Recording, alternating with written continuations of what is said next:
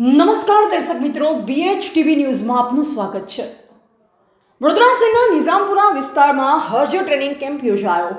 હજ committee of India Mumbai તરફથી હજ 2026 માટે પસંદગી પામેલા વડોદરા છોટાઉદેપુર જિલ્લાના હજ યાત્રીઓ માટે વિશેષ હજ 2026ના ટ્રેનિંગ કાર્યક્રમનું આયોજન કરવામાં આવેલ હતું।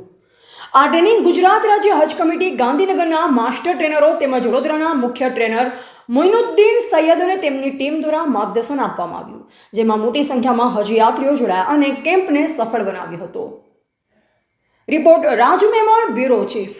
અમારી ચેનલને લાઈક કરો, સબસ્ક્રાઇબ કરો।